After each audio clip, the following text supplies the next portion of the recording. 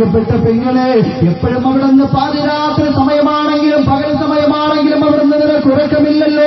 ഇബാദത്തുകളെല്ലാം വലിച്ചെറിഞ്ഞുകൊണ്ട് അവിടുന്ന് അശ്ലീലതയുടെ അടിഞ്ഞോട്ടങ്ങൾ അവിടുന്ന് കണ്ടു രസിക്കുന്ന പ്രിയപ്പെട്ട ചെറുപ്പക്കാരാ, എന്റെ പൊന്നുപോലെ നെറ്റിലൂടെ ഇവിടുന്ന് സമയം പാഴാക്കി കളയുകയില്ല. വാട്സാപ്പിലൂടെ ഫേസ്ബുക്കിലൂടെ നീ ഒരുപാട് അനാവശ്യമായ നീലചിത്രങ്ങൾ അവിടുന്ന് കണ്ടുകൊണ്ട് രസിക്കുകയല്ല ചെറുപ്പക്കാരാ. പൊന്നുപോലെ എങ്ങനെയാണ് വാട്സാപ്പ് നീ ഉപയോഗിക്കുന്നത്? എന്റെ പ്രിയപ്പെട്ടവരെ, ഫേസ്ബുക്കിലൂടെ എന്തൊക്കെയാ കാണിച്ചു കൂട്ടുന്നത്? നാളെ ആരുടെ മണ്ണാകുന്ന കബറിലേക്ക് നിന്റെ ജനാസ കൊണ്ടുവന്ന് വെക്കുകയാണ്. ഓ സമയത്ത് പൊന്നുപോലെ ആ കബറിലേക്ക് ആരാ കടന്നു വരുന്നതെന്നറിയോ? എല്ലാവരും അവിടെ നിന്ന് കടന്നു വരികയാണ്.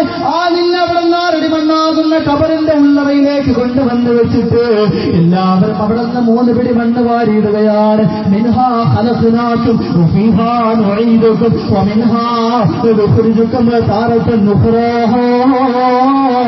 എന്ന് പറഞ്ഞുകൊണ്ട് 3 പിടി മണ്ണ് വാരിയിടുകയാണ്. ഓ സമയത്തിന്റെ പ്രിയപ്പെട്ടവര്, എല്ലാവരും അവിടെ നിന്ന് കബറടക്കമെല്ലാം കഴിഞ്ഞിട്ട് അവിടെ നിന്ന് സലാം ചൊല്ലി പിരിഞ്ഞു പോവുകയാണ്. ആ സമയത്ത് നിന്റെ കബറിന്റെ ഉള്ളറയിലേക്ക് ആരാ കടന്നു വരുന്നതെന്നറിയോ? ആരാണ് കടന്നു വരുന്നതെന്നറിയോ? നിന്റെ വലതു ഭാഗത്തുകൂടി, നിന്റെ ഇടതു ഭാഗത്തുകൂടി, നിന്റെ എല്ലാ ഭാഗങ്ങളിലും കൂടിയും ആ കബറിലേക്ക് കടന്നു വരുന്നതാരെന്നറിയോ? അനാമലുക്കൽ കാബിൽ, അനാമലുക്കൽ കാബിൽ എന്ന് പറഞ്ഞുകൊണ്ട് പാതിരാത്രി സമയത്ത് പോലും ദുനിയാവിൽ ജീവിച്ചിരുന്ന സമയത്ത്, ദുനിയാവിൽ ഇവിടെ നിന്ന് ജീവിച്ചിരുന്ന സമയത്ത് നിനക്ക് ഇവിടെ നിന്ന് ഖുർആൻ ഓതേണ്ടി വന്നില്ലല്ലോ. നീ ഇവിടെ നിന്ന് ഖുർആൻ ഓതിയില്ലല്ലോ.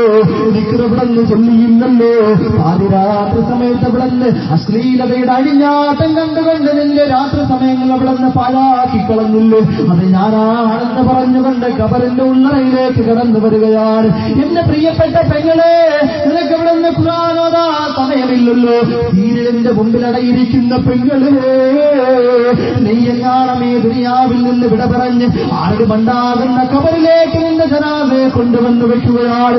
ഓ സമയത്ത് പെങ്ങളെ, ആ കബറിന്റെ ഉള്ളറയിലേക്ക് ആരാ കടന്നു വരുന്നത്? പൊന്നുപോലെ, ഉടുമ്പന്തലയിലുള്ള പൊന്നുപോലെ നിന്റെ കബറിന്റെ ഉള്ളറയിലേക്ക് കടന്നു വരുന്നത് ആരെന്നറിയോ? അനാമലുക്കൽ കാബിൽ, അനാമലുക്കൽ കാബിൽ. പാതിരാത്രി സമയത്ത് പോലും അവിടെ നിന്ന് സീരിയലിന്റെ മുമ്പിൽ അടയിരുന്നില്ലോ. അത് ഞാനാണെന്ന് പറഞ്ഞുകൊണ്ട് കടന്നു വരികയാണ്. അതേസമയം എന്റെ പെങ്ങളെ, പാതിരാത്രി സമയത്ത് അവിടെ നിന്ന് വിശുദ്ധമായ ഖുർആൻ അവിടെ നിന്ന് കയ്യിലെടുത്ത് വെച്ചിട്ട് ഓ ഖുർആൻ അവിടെ നിന്ന് പൊട്ടിക്കിടന്നുകൊണ്ട് പാരായണം ചെയ്യുകയാണ്.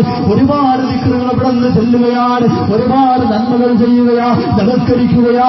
അങ്ങനെയുള്ള പ്രവർത്തനങ്ങളുമായിട്ട് നീ ബന്ധപ്പെട്ടാൽ നാളാരുടെ മണ്ണാകുന്ന കബറിലേക്ക് നിന്റെ ജനാസയെ കൊണ്ടുവന്ന് വെക്കുന്ന സമയത്ത് ആരാ കടന്നു വരുന്നതെന്നറിയോ?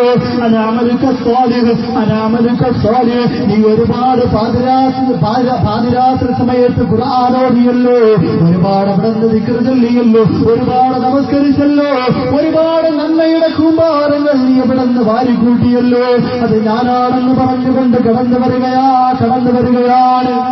കുടുംബങ്ങളിലുള്ള ഫാറൂഖിനെ പോലെ, ബഷീറിനെ പോലെ, ശുക്കൂറിനെ പോലുള്ള പ്രിയപ്പെട്ട വാട്സാപ്പ്, അതിനുവേണ്ടി ദീനിനു വേണ്ടി ഒരുപാട് പാവപ്പെട്ടവർക്ക് വീട് വെച്ചു കൊടുക്കുന്നതിന് വേണ്ടി, പാവപ്പെട്ടവർക്ക് വീടില്ലാത്തവർക്ക്, യതീമീങ്ങൾക്ക്, വിധവകൾക്ക്, അവിടെ നിന്ന് പാവപ്പെട്ടവർക്ക് വീട് വെച്ചു കൊടുക്കുന്നതിന് വേണ്ടി ആ ഗ്രൂപ്പ്, വാട്സാപ്പ് ഗ്രൂപ്പ് അവിടെ നിന്ന് മാറ്റിവെച്ചില്ലേ? നെറ്റ് മാറ്റിവെച്ചില്ലേ? സമയം മാറ്റിവെച്ചില്ലേ? സമ്പത്ത് ഇവിടെ നിന്ന് മാറ്റിവെച്ചില്ലേ?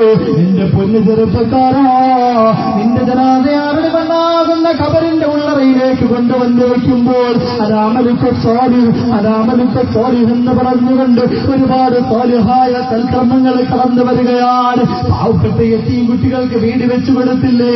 ആ സ്വാലിഹായ അമൽ ഞാനാണെന്ന് പറഞ്ഞുകൊണ്ട് കടന്നു വരികയാണ്. അല്ലാഹുവേ, പടച്ചവനെ, ഇവിടെയുള്ള ചെറുപ്പക്കാർക്ക് ആഫിയത്തുള്ള ദീർഘായുസ് കൊടുക്കണ റബ്ബേ. അതുകൊണ്ട് എന്റെ പ്രിയപ്പെട്ടവർ